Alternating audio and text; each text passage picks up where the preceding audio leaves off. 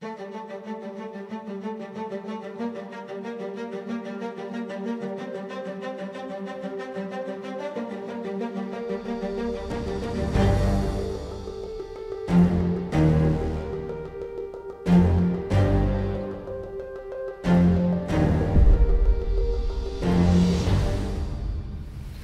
und herzlich willkommen hier auf dem PLW Review Kanal. Heute geht es um ein ganz besonderes, spannendes Thema, nämlich Fallschirmjäger.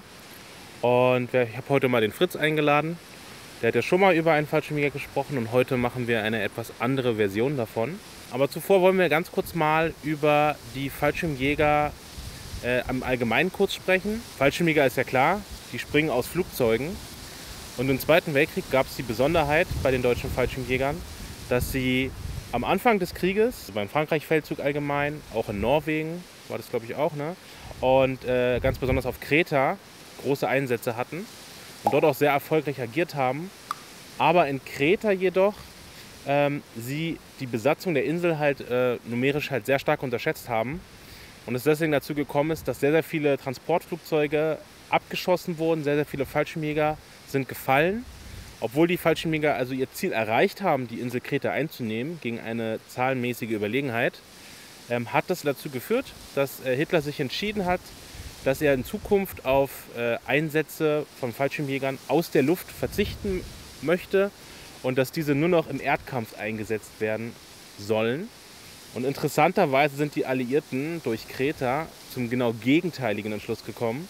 Für sie war der Angriff auf Kreta nämlich der Beweis dafür, dass Truppen, die aus der Luft abgesetzt werden, sehr wohl stark befestigte Ziele einnehmen können. Und das hat natürlich die Amerikaner und die Briten dazu bewogen, viel stärker auf Luftlandeeinheiten zu setzen. Wir haben so ein bisschen gesagt, das ist ja so die Südfront, das heißt Italien und vielleicht sogar auch Monte Cassino. So von Sizilien, Monte Cassino bis zur Gustav-Linie. Okay. Genau, interessant bei Monte Cassino, wer es nicht weiß, also die alliierten Streitkräfte haben versucht, durch Italien vorzustoßen nach Österreich. Und es gab eine Gebirgskette und eine dieser Stellungen, um die es da ging, war der Monte Cassino. Das ist ein großer Berg, auf dem sich ein Kloster befunden hat und nebendran war die Stadt Cassino. Und die erste Fallschirmjägerdivision zum Beispiel hat den Auftrag bekommen, diesen Berg und diese Stadt zu halten. Und die Alliierten haben halt gedacht, dass dadurch, dass die Fallschirmjäger so präzise auch geschossen haben mit Artillerie, ne? Artillerie und Mörser.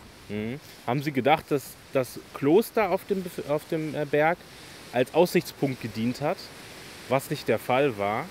Und trotzdem haben die Alliierten sich dann entschieden, in ihrem Unwissen das Kloster zu bombardieren. Das ist dadurch vollkommen zerstört worden. Und das war leider auch zum Nachteil für die Alliierten. Ja, im Endeffekt haben sie praktisch den Berg erstürmt und es war gar kein Fallschirmjäger mehr vor Ort.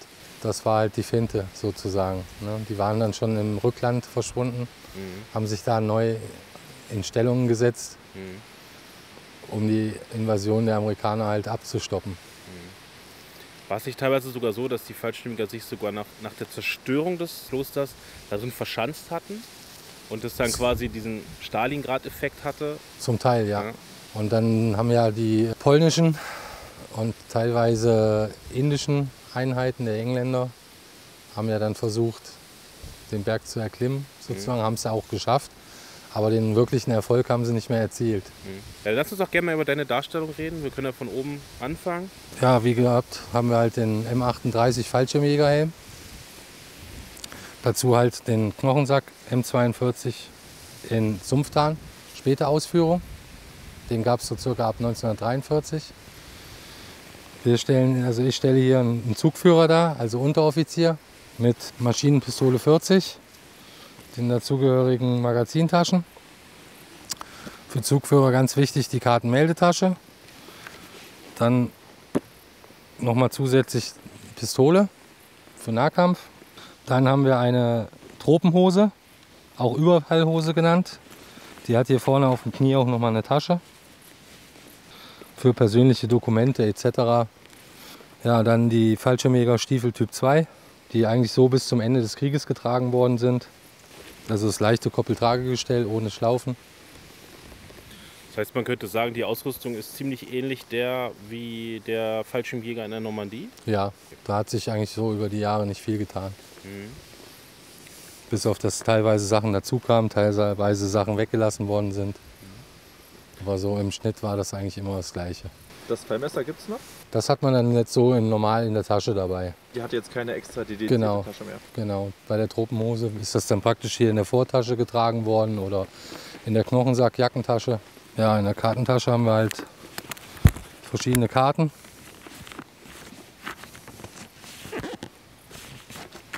Bleistift, Radiergummi, Spitzer, was man halt so braucht, um Meldeblock etc. Magst du mal das Buch zeigen, was da drin war? Dann haben wir hier noch den Reibert der Luftwaffe mit allen Dienstvorschriften. Im Original? Im Original. Das ist speziell für die Luftwaffe. Okay, konntest du da irgendwie Unterschiede feststellen zu den Dienstvorschriften beim Heer? Gering. Ne? Das ist dann halt einheitsspezifische Sachen, die hier anders sind als beim Heer, sage ich jetzt mal.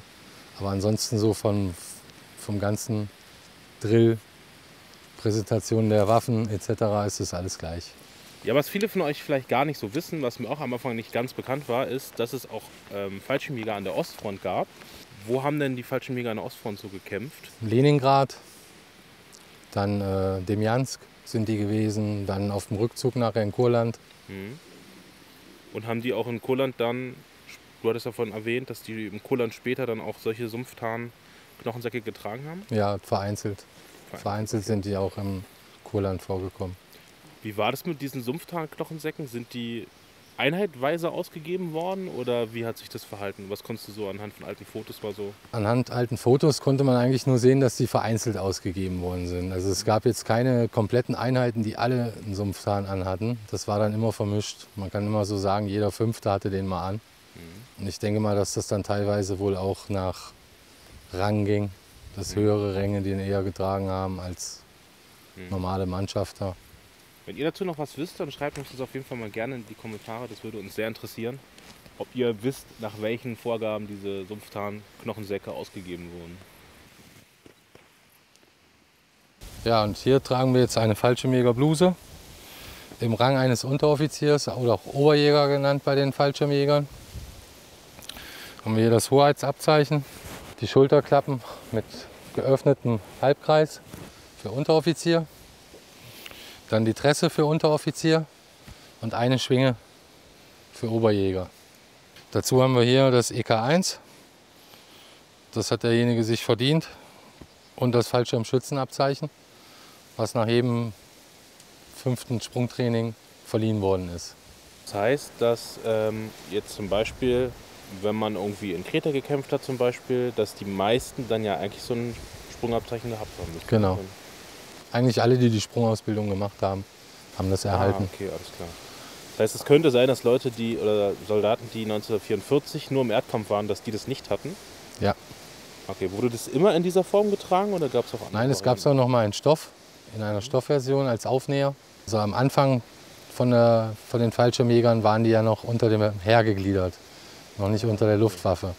Und da gab es noch ein anderes Fallschirmschützenabzeichen, was vom Heer verliehen wurde. Das sah etwas anders aus. Das hatte halt den Adler und hier oben drüber nochmal den Adler mit Hakenkreuz und das Hakenkreuz nicht hier drunter. Das ist jetzt die entnazifizierte Version sozusagen. Genau. Jetzt nochmal eine persönliche Frage vom rein geschmacklichen her. Wie findest du die Farbkombination? Gibt es natürlich auch noch ein bisschen besser. Ja. Also du könntest jetzt auch eine Tropenbluse dazu anziehen normalerweise, okay, in der gleichen Farbe. Wurde aber teilweise so und auch teilweise andersrum getragen. Immer verschieden. Ja, ich hoffe, euch hat dieses Video gefallen und diese Darstellung. Und wenn ihr mehr von den Fallschirmjägern wissen wollt, dann schreibt uns das gerne in die Kommentare. Bis dahin wünschen wir euch noch eine schöne Zeit und bis zum nächsten Mal.